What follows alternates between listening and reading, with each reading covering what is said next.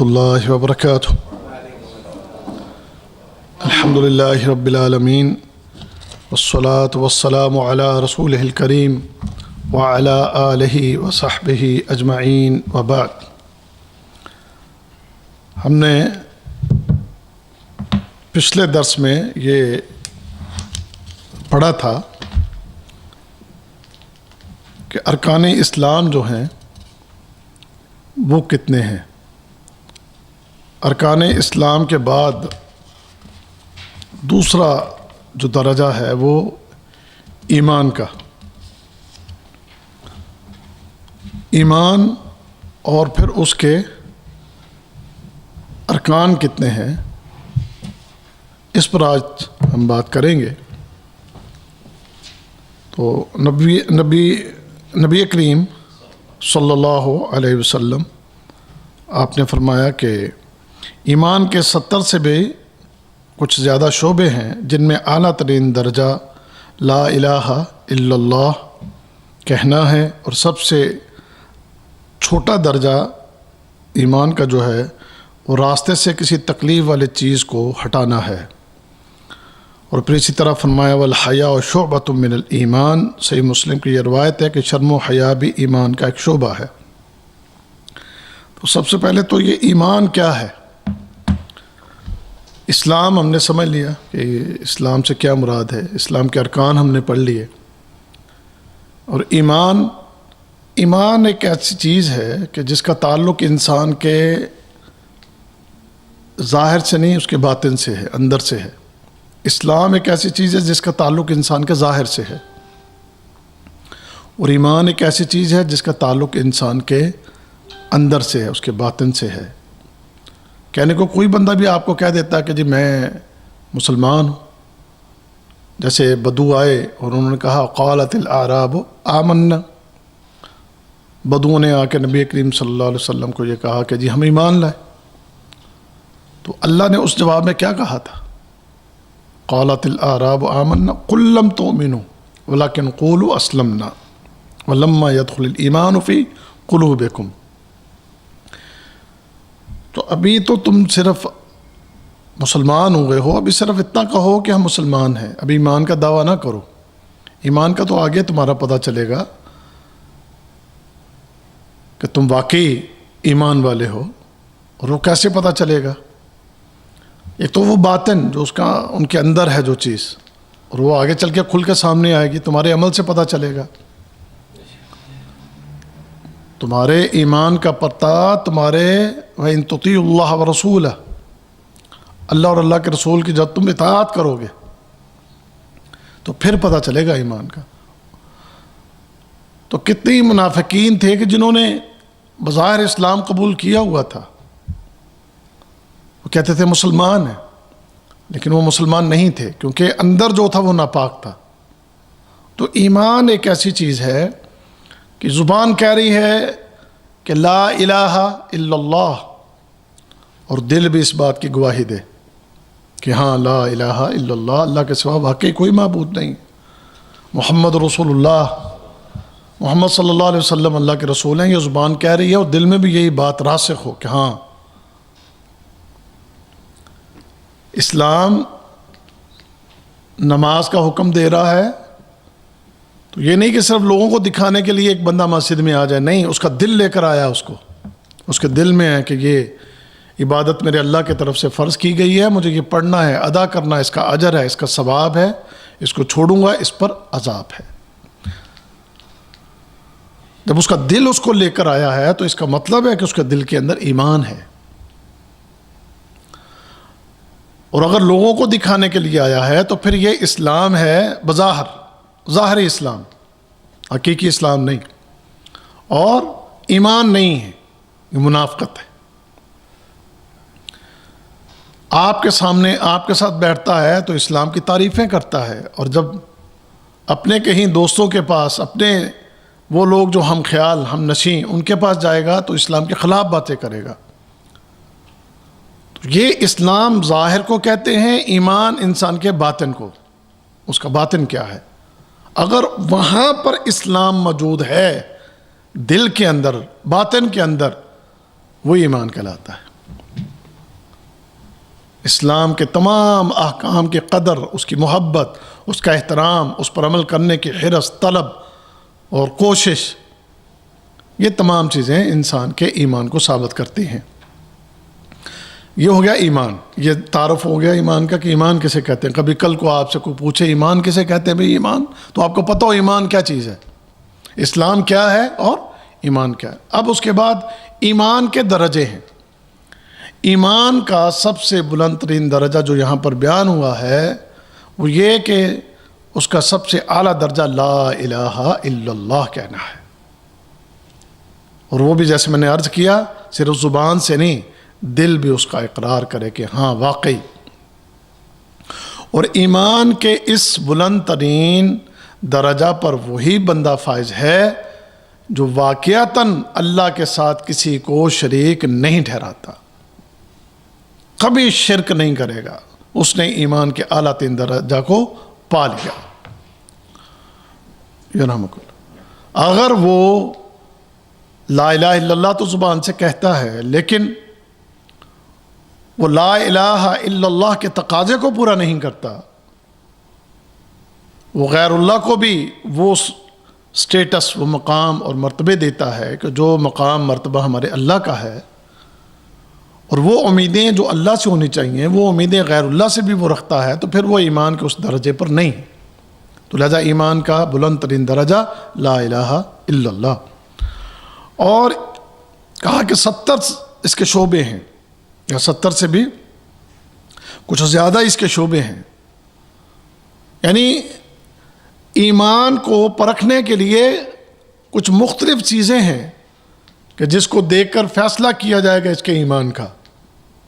وہ چیزیں اگر اس کے اندر موجود ہیں، جو 70 یا 70 سے زیادہ وہ چیزیں ہیں، تو اس کو دیکھ کر یہ فیصلہ ہوگا کہ بندہ پکا مومن ہے۔ اور اس میں ادنا ترین درجہ کیا ہے؟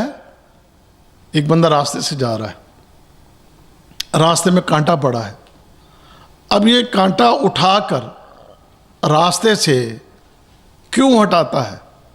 پہلی چیز اس کی نظر میں یہ ہوتی ہے کہ میرے اس عمل سے میرا اللہ راضی ہو جائے۔ اور یہ کون کرے گا؟ جس کے دل میں ایمان ہوگا کہ واقعی اس عمل پر مجھے اللہ کی طرف سے ثواب ملے گا، تو وہ اس نیت سے اس کام کو کرے گا۔ اور دوسری اس کی نیت کہ کسی میرے مسلمان بھائی کو راستے میں یہاں سے گزرتے ہوئے اس کو تکلیف نہ پہنچے، تو وہ اس نظریے سے، یہ دو باتیں اس کے ذہن میں ہوں گی، تو یہ بندہ مخلص ہے، اللہ کے ساتھ بھی مخلص ہے اور اللہ کے بندوں کے ساتھ بھی مخلص ہے۔ اس اخلاص کے ساتھ یہ عمل کرتا ہے تو یہ بھی ایمان کا ایک شعبہ ہے۔ اور اس خالق اور اس مالک کے کیا کہنے اس کی رحمتوں کے کہ اس چھوٹے سے عمل کو بھی قبول کر لے تو اسے ہی جنت میں جانے کا ذریعہ بنا دیتا ہے۔ جیسے کہ نبی کریم صلی اللہ علیہ وسلم کی ایک حدیث ہے کہ آپ نے جنت میں ایک شخص کو دیکھا کہ وہاں جنت میں وہ اسے داخل کیا گیا ہے، پوچھا بھئی اس کی کون سی نیکی ہے؟ بتایا یہ اللہ کے نبی صلی اللہ علیہ وسلم یہ وہ شخص ہے کہ جو راستے سے گزر رہا تھا، تو راستے میں ایک شاخ تھی جو لوگوں کے لیے رکاوٹ بنی ہوئی تھی، باعث تکلیف تھی، اس نے وہ شاخ کاٹ دی تاکہ لوگوں کے لیے وہاں سے گزرنے میں آسانی ہو۔ اللہ نے اسی عمل کو قبول کر کے اس کو جنت میں داخل کر دیا۔ تو ایمان کا یہ ایک ادنا سا درجہ بتایا گیا ہے۔ اس ادنا سے درجہ کو کر کے بھی اگر، لیکن اصل اس کے پیچھے جو چیز ہے وہ اخلاص ہے۔ کسی بھی عمل کو بہت بڑا کوئی چیز اگر بناتی ہے تو وہ بندے کا اخلاص ہے۔ جیسے سلف صالحین کہتے ہیں نا، انسان کی نیت ہی ایک بہت بڑے عمل کو انتہائی حقیر کر دیتی ہے، اور انسان کی نیت ہی ایک چھوٹے سے عمل کو بہت بڑا کر دیتی ہے۔ یعنی اگر نیت اس کی خالص نہیں ہے تو ایک بندہ جہاد کر رہا ہے میدان میں، لیکن وہ جہاد اس کو جنت میں لے جانے کا ذریعہ نہیں بنا، بلکہ وہ جہاد اس کے لیے جہنم میں جانے کا ذریعہ بن جائے گا، کیونکہ اس کی نیت میں اخلاص نہیں ہے۔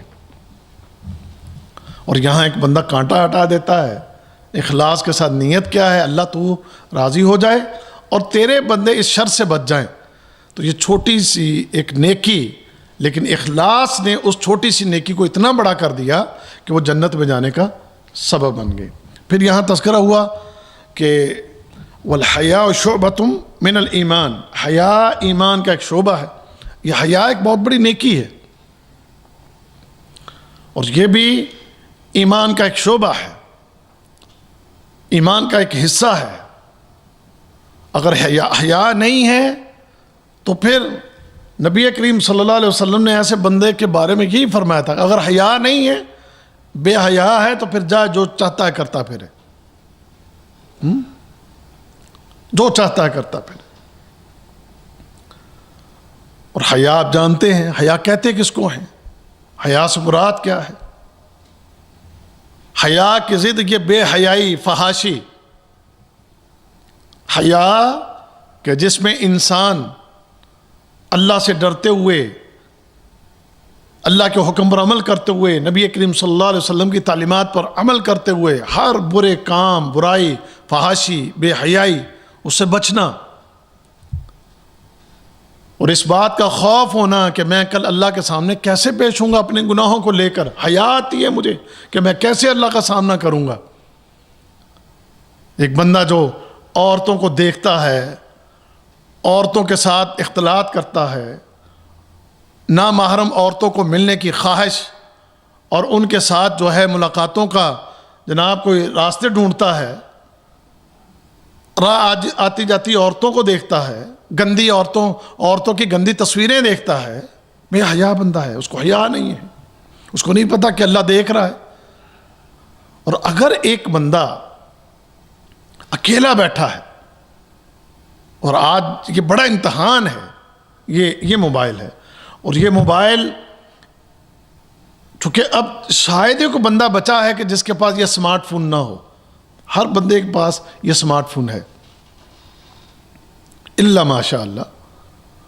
پردیسیوں کے پاس تو تقریباً آ گیا نا، کیونکہ اگر یہ نہ ہو تو پردیسی کی کیسے بات ہوگی پاکستان میں، انڈیا میں، اپنے ملکوں میں، اس کے بغیر تو بات نہیں ہوگی۔ تو اب یہ آ گیا۔ اب یہ ایک ایسی چیز ہے کہ اگر اکیلا بندہ بیٹھے تو بہت کچھ اس میں دیکھ سکتا ہے۔ جو پہلا دور تھا تو اس کے لیے ایک ٹی وی ضروری تھا، وی سی آر ضروری تھا، کیبل ہوتی تھی۔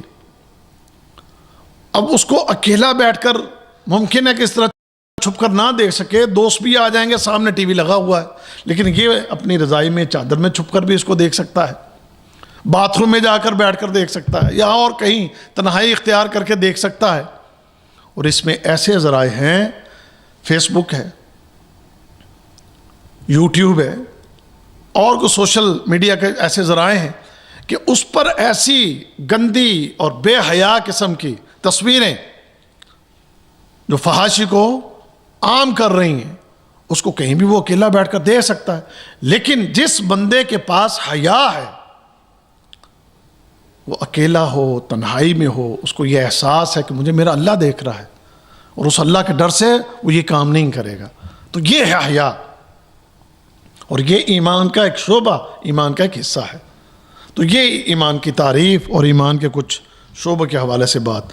آگے ہے ایمان کے ارکان کتنے ہیں۔ ایمان کے 6 ارکان ہیں۔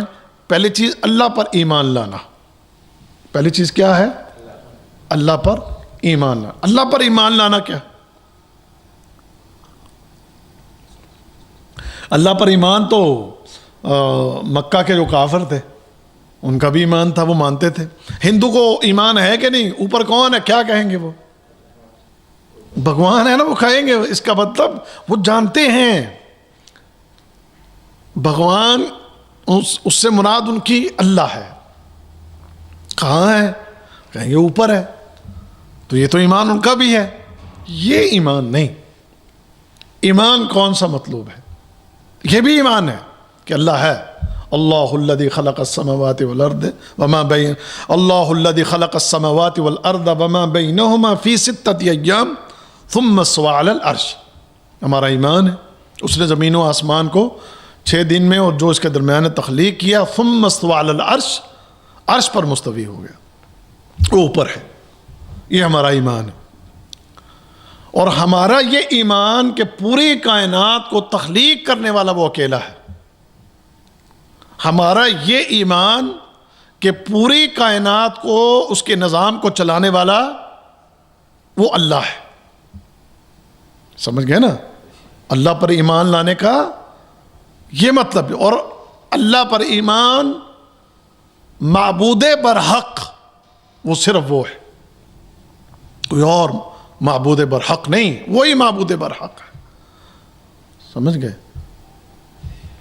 تو اس کی جو صفات، پھر اللہ کی تمام تر صفات پر ہمارا ایمان، اس کی صفات ہیں کہ وہ عرش پر مستوی ہے، وہ اکبر ہے، وہ سبحان ہے، رحمان ہے، وہ رحیم ہے. سمجھ گئے؟ وہ غفار ہے، وہ غفور ہے، وہ تواب ہے، وہ قادر ہے، وہ مقتدر ہے، وہ مقیت ہے، وہ رزاق ہے، وہ فتاح العلیم. تو یہ جو بھی صفات اس کی، اس پر ہمارا، تو یہ چیز ہے ایمان. اکیلا یہ نہیں کہہ دینا کہ جناب وہ اوپر ہے، تو وہ تو ہندو بھی کہتے ہیں. تو اللہ پر ایمان مکمل. اس کے بعد اس کے فرشتوں پر ایمان. اس کے فرشتوں پر ایمان کہ وہ ایک ایسی مخلوق ہے کہ جس کے، ایک تو یہ کہ وہ مخلوق ہے، اسے اللہ نے اپنی عبادت کے لیے پیدا کیا ہے، اور بعض فرشتوں کی کچھ ڈیوٹیاں بھی اس نے لگا رکھی ہیں. جیسے جبرائیل امین کی ڈیوٹی ہے انبیاء کی طرف پیغام کو لے کر آنا. اسی طرح موت کے فرشتے ہیں، اس کی ڈیوٹی ہے. اسی طرح ایک فرشتہ ہے جس کی ڈیوٹی صرف ایک تو عبادت، اور دوسرا اس نے قیامت کے دن جو ہے وہ سور میں اس نے پھونک مارنا ہے. بادلوں کے اوپر فرشتوں کی ڈیوٹی ہے، ہواؤں کے اوپر ڈیوٹی ہے، اور بعض فرشتوں کی ڈیوٹی ہے دین کی محفل و مجلسوں میں جانا، اور بعض فرشتوں کی ڈیوٹی ہے تمہارے اعمال کو لکھنا. تو یہ ایسے فرشتوں کا ہونا، ان کا اللہ کی عبادت میں لگے رہنا، اور یہ ایمان کہ وہ فرشتے کبھی اللہ کی نافرمانی نہیں کرتے، اور یہ ایمان کہ فرشتوں کی ڈیوٹیاں اللہ تعالیٰ نے لگا رکھی ہیں. اور ہمارا یہ ایمان کہ فرشتے جو ہیں وہ بھی اللہ کے بندوں میں سے اللہ کے بندے ہیں، وہ نوری جسم رکھتے ہیں، اور ان کے وجود جو ہیں وہ بہت بڑے، جیسے کہ نبی کریم صلی اللہ علیہ وسلم نے بعض روایات میں ان کے وجود کا تذکرہ کیا ہے. اور قرآن میں بھی اللہ تعالیٰ نے فرشتوں کے حوالے سے کہ اللہ نے ان کو پر دیے ہیں. جیسے جبرائیل امین کے بارے میں اللہ کے نبی نے فرمایا میں نے دیکھا 600 پر ہیں جبرائیل امین کے. تو وہ جو خصوصیات قرآن و حدیث میں فرشتوں کے بارے میں بیان ہوئی ہیں، اس پر بھی ہمارا ایمان ہونا. اس کے بعد تیسری چیز ہے اس کی کتابوں پر ایمان، کہ جو کتابیں آسمان سے اتاری گئی ہیں ان پر ہمارا ایمان. کتابیں معروف کتنی ہیں؟ 4 کتابیں معروف ہیں. سمجھ گئے نا؟ 4 کتابیں تورات، زبور، انجیل اور قرآن. اب اس کے علاوہ کسی اور کتاب کا تو تذکرہ نہیں ملتا، لیکن صحیفوں کا تذکرہ ملتا ہے. صحف ابراہیم و موسیٰ، اس کا مطلب کہ ابراہیم علیہ السلام کو بھی کوئی صحیفہ دیا گیا ہے. تو اس کے علاوہ بھی اور بھی کوئی صحیفے اگر کسی نبی کو ملے ہیں تو ان پر ہمارا ایمان ہے. باقی یہ 4 جو معروف کتابیں ہیں، ان 4 معروف کتابوں کے اوپر ہمارا پورا ایمان ہے. وہ اللہ کی طرف سے ہیں، اللہ نے نازل کی، اللہ تعالیٰ نے اس میں اپنے احکام قوموں کی طرف، نبیوں اور رسولوں کی طرف، اور لوگوں کی ہدایت کے لیے، لوگوں کی رہنمائی کے لیے، لوگوں کی دنیا اور آخرت کی نجات کے لیے اس میں اپنے پیغامات بھیجے ہیں. اور اس کے لیے فرشتوں کو جبرائیل امین کی ڈیوٹی لگائی گئی، وہ وہی لے کر آئے، اور وہ جو ہے اس طریقے سے کتابیں انبیاء کے اوپر نازل ہوئیں. اب اگرچہ ہمارا یہ ایمان ہے کہ قرآن حکیم وہ واحد آسمانوں سے اتری ہوئی کتاب ہے کہ جیسے نازل ہوئی منو ان آج تک محفوظ ہے، اور قیامت تک منو ان محفوظ رہے گی. اور باقی جو کتابیں ہیں انہوں نے اس وقت کی جو بھی قومیں تھیں، ملت اس وقت کی، یا بعد میں بھی ان قوموں نے، ملتوں نے اپنی ان کتابوں کے اندر جو ہے تحریف کی ہے. ہمارا ایمان ہے چاروں کتابوں پر، اور قرآن کے بارے میں ہمارا یہ ایمان ہے کہ قیامت تک کوئی طاقت اس قرآن کو بدل نہیں سکتا، یہ ہمارا ایمان ہے۔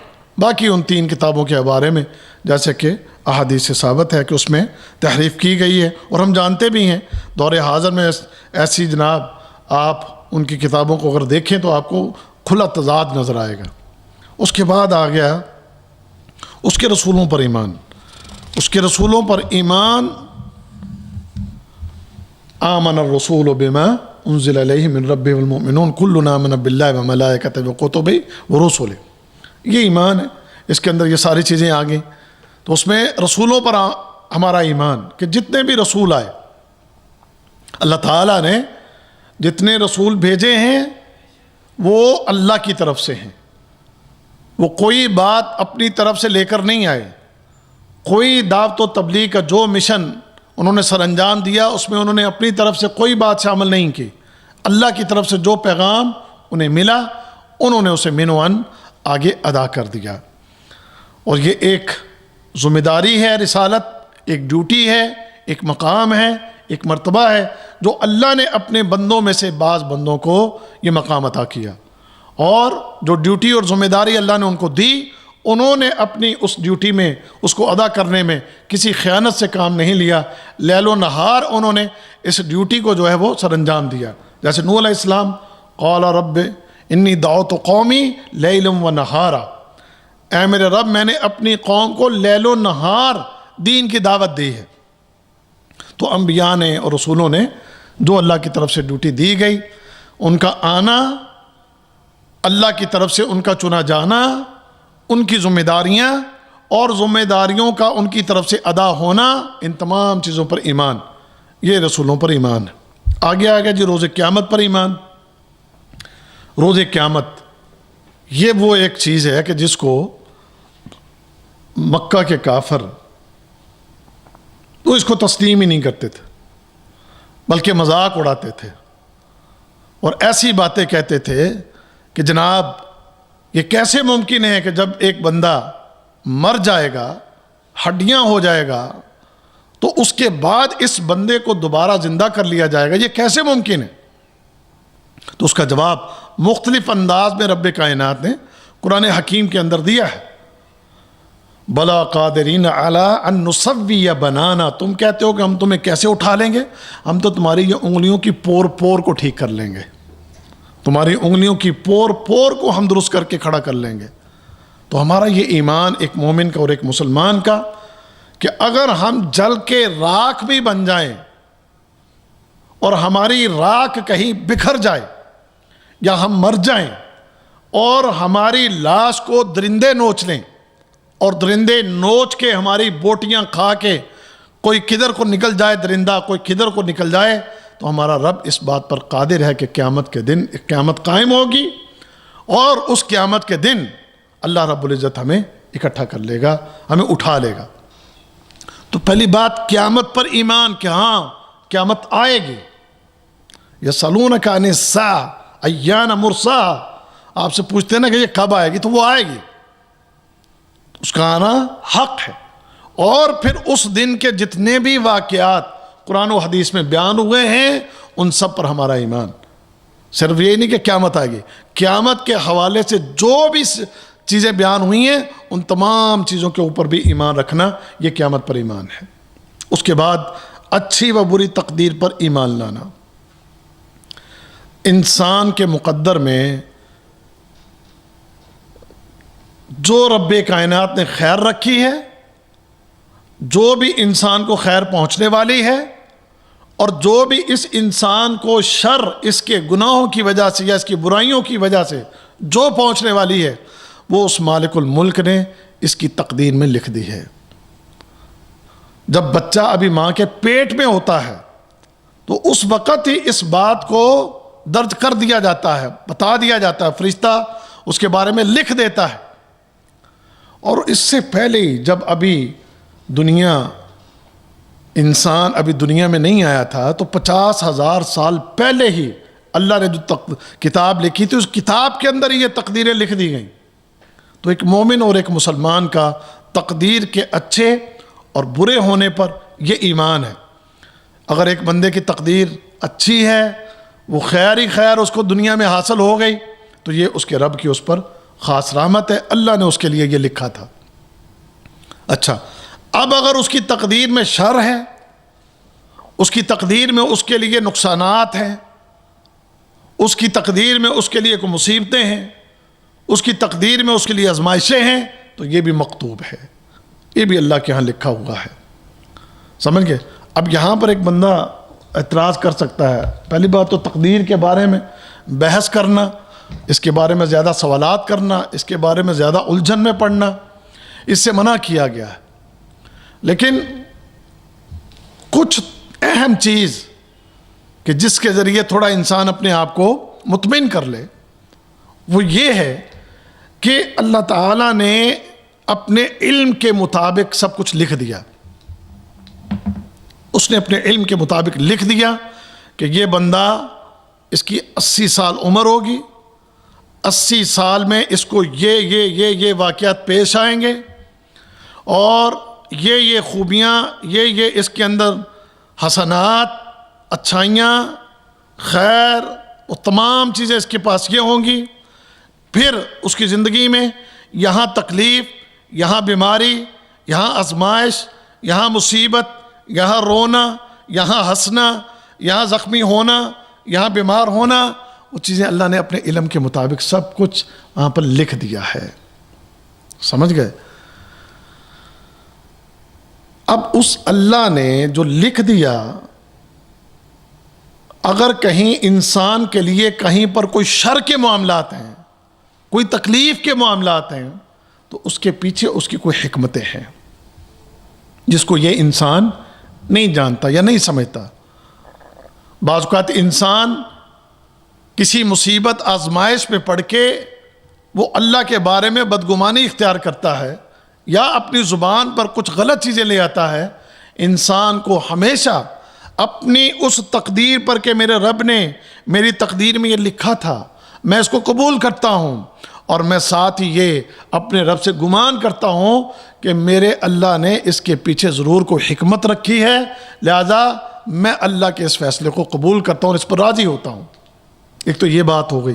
اور دوسری ایک بات جو لوگوں کا اعتراض ہوتا ہے کہ جی جو لوگ گناہگار ہوتے ہیں، بدکار ہوتے ہیں، کوئی زنا کر لیا، شراب پی لی، جوا کھیل لیا، کوئی برائی کر لی، تو یہ جی میری تقدیر میں لکھا ہوا تھا، اب اس وہاں پر تقدیر کو بہانہ بنائیں۔ تو میرے بھائی گزارش یہ ہے، اللہ نے اگر لکھا ہے تو اللہ نے اپنے علم کے مطابق لکھا ہے۔ بعض اوقات انسان بھی بعض کو دیکھ کر بعض اوقات کہتا ہے کہ یار یہ جو ہے نا بندہ، یہ جو اس کی چال اور اس کے بولن چال سے پتہ چلتا ہے کہ آنے والے وقت میں یہ کسی جگہ کوئی تکلیف اٹھائے گا۔ ایک بندے کا ایک اندازہ ہوتا ہے، بندے کا اندازہ غلط بھی ہو سکتا ہے، درست بھی ہو سکتا ہے، لیکن اللہ نے جو اندازے لگائے ہیں جس کے بارے میں وہ کبھی غلط نہیں ہو سکتے، اور اللہ نے جو اندازہ کسی کے بارے میں لگایا ہے تو اسے اس چیز کے اوپر، اس برائی کے اوپر اللہ یا اللہ کے مقرر کردہ فرشتے اس عمل پر اس کو مجبور نہیں کرتے کہ کل کو ایک زانی کہے کہ یا اللہ تو نے تقدیر میں لکھا تھا اور تو نہیں مجھے اس زنا پر تو نے مجبور کیا کہ تاکہ تقدیر پوری ہو جائے، تو نہیں، یہ بات غلط ہے۔ اللہ رب العزت وہ کسی کو کسی برے عمل پر مجبور نہیں کرتا۔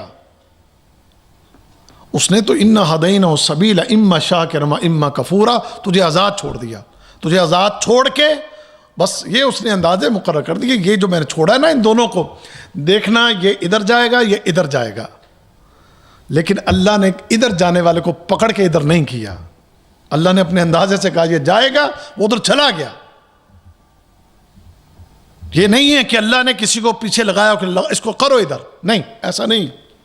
تو لہذا تقدیر کے بارے میں اتنا سا بس انسان کو اپنے ذہن میں رکھنا چاہیے، باقی زیادہ اس کی گہرائی میں جانے سے بچنا چاہیے۔ جیسے صحابہ نے بھی سوال کیے تو آپ نے کہا کہ تم لوگ بس اپنے عمل کرتے رہو، کبھی تقدیر کو بہانہ نہ بنانا۔ دیکھیں نا تقدیر میں اولاد لکھی ہے کہ نہیں لکھی؟ بعض اوقات کچھ گناہ گار بندے گناہ کی زندگی کو، مجھے میری تقدیر میں یہی لکھا ہے. ایک بندہ نماز نہیں پڑھا، میری تقدیر میں یہی لکھا ہے.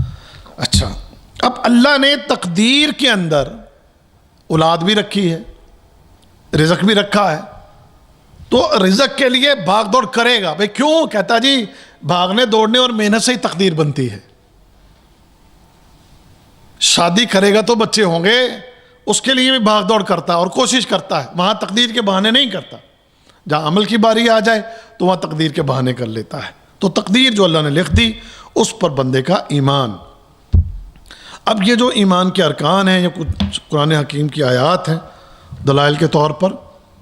ایمان کے ان 6 ارکان میں سے پہلے 5 کی دلیل تو سورہ بقرہ کی اس آیت میں لیس البر ان تولوا وجوہکم قبل المشرق والمغرب ولكن البر من آمن بالله واليوم الآخر والملائکۃ والکتاب والنبیین. تو یہ سورہ بقرہ کی اس آیت کے اندر 5 ارکان جو ہیں ان کا تذکرہ آ گیا. اللہ پر ایمان، آخرت پر ایمان، فرشتوں پر ایمان، کتاب پر ایمان اور نبیوں کے اوپر ایمان. یہ 5 چیزیں اس کے اندر آ گئیں. اس کے بعد آگے تقدیر. تو انا کل شیء خلقناہ بقدر، ہم نے ہر چیز ایک تقدیر کے ساتھ پیدا کی ہے. تو یہ ایمان کے 6 ارکان جو ہیں، اگر کوئی آپ سے پوچھتا ہے قرآن سے اس کی دلیل، تو یہ سورۃ البقرہ کی آیت نمبر 177 اور سورۃ القمر کی آیت نمبر 49، ان آیتوں کے اندر ان 6 ارکان کا تذکرہ ہے.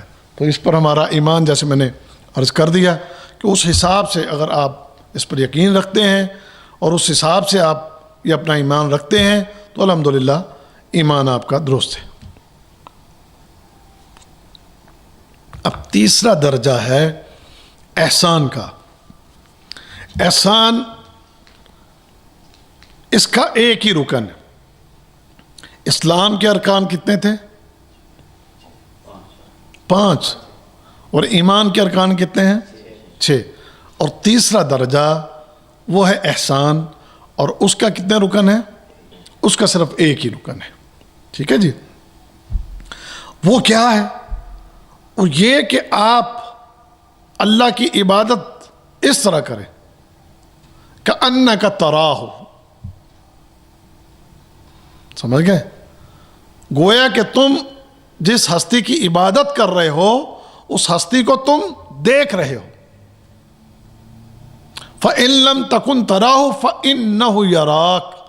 اور اگر یہ احساس تم اپنے اندر پیدا نہیں کر سکتے تو یہ احساس اپنے آپ میں پیدا کر لینا کہ میرا اللہ مجھے دیکھ رہا ہے. بس یہ ایک ہی رکن، اور یہ ایک رکن جس بندے کو حاصل ہو گیا وہ احسان کے اس بلند ترین درجہ پر فائز ہو گیا، اس کو یہ احسان نصیب ہو گیا.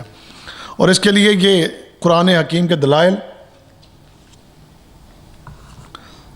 سورۃ النحل آیت نمبر 128، ان اللہ مع الذین اتقوا وهم محسنون. اللہ تعالیٰ ان لوگوں کے ساتھ ہے جو تقوی سے کام لیتے ہیں اور جو عبادتوں کو اچھی طرح کرتے ہیں. یہاں پر کیا ہے؟ اللہ دیکھ رہا ہے. سمجھ گئے؟ اور تقوی سے کام کون لیتا ہے؟ تقوی کسے کہتے ہیں؟ وہ کوئی بھی عمل کرتے ہوئے ڈر رہا ہوتا ہے کہ میرے اس عمل کو اللہ دیکھ رہا ہے، وہ تبھی گناہ سے رکے گا. ایک گناہ گار گناہ سے کیوں رکتا ہے؟ میں کیوں کروں؟ میرا اللہ مجھے دیکھ رہا ہے. یہی تقوی ہے، گناہ سے بچنا، اللہ سے ڈرتے ہوئے گناہ سے بچنا، اللہ سے اجر کی امید رکھتے ہوئے نیکی کرنا. کیوں؟ کیونکہ وہ جانتا ہے میرا اللہ مجھے دیکھ رہا ہے. اور وہ جو عبادت کرتے ہیں وہ اپنی عبادات کو اچھی طرح کر رہے ہوتے ہیں، کیونکہ ان کے ذہن کے اندر، ان کے دماغ کے اندر یہ بات ہوتی ہے کہ میرے اس عمل کو میرا رب دیکھ رہا ہے، اس کو اچھی طرح سے کرو. آپ کا ایک باس آپ کو ایک کام دے دیتا ہے، بلڈنگ کا کام آپ کو دے کر باس چلا گیا. آپ کا بھی تھوڑا بہت کام میں آگے پیچھے تھوڑا سستی اور تھوڑی غفلت. کیوں؟ آپ کو پتا باس کون سا دیکھ رہا ہے، باس تو گیا ہوا ہے نا. تو اس کام میں سستی بھی کرے گا، غفلت بھی کرے گا، تھوڑا ریسٹ بھی کر لے گا، تھوڑا آگے پیچھے بھی کچھ کر لے گا. کیوں؟ اس کو پتا ہے باس مجھے نہیں دیکھ رہا, کام اچھے طرح سے نہیں کرے. اور جب باس سر پہ کھڑا ہو تو سستی کرے گا, غفلت کرے گا, ہر کام کو اچھے طرح سے کرنے کی کوشش کرے گا. تو وہ بندہ کہ جس کو یہ احساس ہوتا ہے میرا اللہ مجھے دیکھ رہا ہے, تو وہ ہر نیکی کو اچھی طرح سے کر رہا ہوگا اور ہر گناہ سے بھرپور طریقے سے بچنے کی کوشش میں لگا رہے گا. کیوں؟ کیونکہ اس کے اندر وہ احساس پیدا ہو چکا کہ میرے ایک ایک عمل پر میرا رب وہ شاہد ہے, وہ دیکھ رہا ہے, اس کو معلوم ہے, کوئی چیز اس کی نظروں سے اوجھل نہیں ہے, حتیٰ کہ اندھیروں کے اندر ہو روشنیوں کے اندر ہو, دونوں جگہ پر وہ ایک ہی طرح اپنے بندے کو دیکھ رہا ہے. وہ صرف یہی نہیں بلکہ اندھیروں میں سیاہ چوٹی, سیاہ پتھر, اور اس سیاہ پتھر کے اندر کہیں سیاہ چونٹی پڑی ہو تو وہ اس چونٹی کو بھی دیکھ رہا ہے. اور یہی نہیں بلکہ چونٹی کے اندر کے جسم کی جو رگیں ہیں وہ اسے بھی دیکھ رہا ہے. سمجھ گئے؟ تو یہ ایک احساس کہ اللہ کا دیکھنا, اس کا بصیر ہونا, اس کا علیم ہونا, اس کا خبیر ہونا, ان تمام چیزوں پر پورا پھر بندے کا یقین ہوتا ہے. پھر اس طرح وہ عبادت کرتا ہے.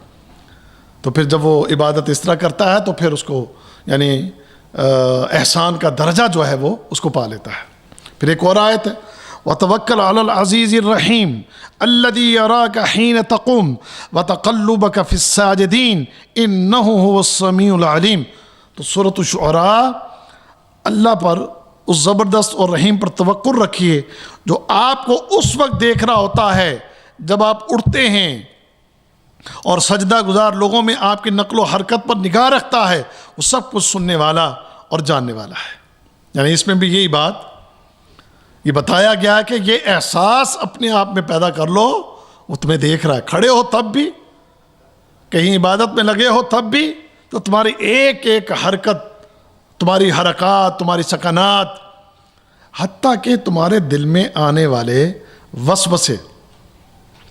وَلَقَدْ خَلَقْنَا الْإِنسَانَ وَنَعْلَمُ مَا تُوَسْوِسُ بِهِ نَفْسُهُ وَنَحْنُ أَقْرَبُ إِلَيْهِ مِنْ حَبْلِ الْوَرِيدِ.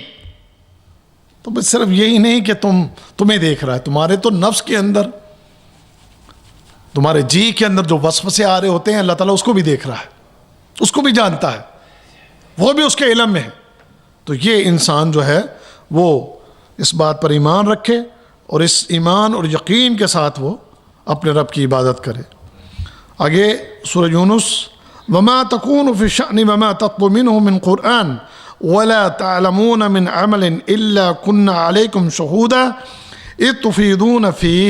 اے نبی صلی اللہ علیہ وسلم, آپ جس حال میں بھی ہوتے ہو قرآن میں سے کچھ بھی سناتے ہو, اور لوگوں تم بھی جو کچھ کرتے ہو اس سب کے دوران میں ہم تم کو دیکھتے رہتے ہیں. تو یہ اور احسان کے اس درجہ کو مضبوط کرنے کے لیے, احسان کے اس درجہ کو سمجھنے کے لیے یہ آیت بھی بطور دلیل یہاں نقل کی گئی. اب اگر بندہ اس احساس کو اپنے آپ میں پیدا کر لے تو الحمدللہ پھر اس کی عبادت کے اندر خشوع و خضوع پیدا ہو جاتا ہے. پھر وہ اپنی عبادت بڑے آسان انداز میں ادا کرے گا, اور اپنے رب کی طرف اس کا دھیان, اس کی توجہ, اور یہ ذہن میں ہونا کہ میں اپنے رب کو گویا دیکھ رہا ہوں, اس کی ہیبت, اس کی قدرت, اس کی شان, اس کا مقام, وہ احساس نہیں تو اتنا پتا کہ وہ مجھے دیکھ رہا ہے, میں اس کے سامنے کھڑا ہوں, اس کی نظریں مجھ پر ہیں, میں اس کی نظروں سے اوجھل نہیں ہوں. تو یہ احسان کا درجہ ہے, تو جس کا یہ ایک رکن یہاں بیان ہوا. اس کے بعد ان تینوں درجات پر چونکہ بات ہم نے تفصیلاً کر لی ہے, اس پر بطور دلیل یہ حدیث جبرائیل ہے.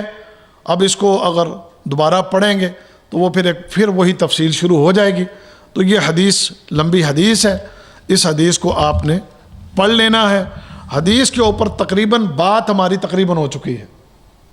صرف کیا ہے کہ جبرائیل امین انسانی شکل میں آئے, نبی کریم صلی اللہ علیہ وسلم کا پاس بیٹھے, انہوں نے بعض سوالات کیے. کہیں گے تو اگلے درس میں اس پر بات بھی ہم کر لیں گے. باقی یہ ہے کہ ہمارے پاس اب درس چکے 2 ہی باقی بچے ہیں. کیوں جی کہ 3 درس باقی ہیں اس کے.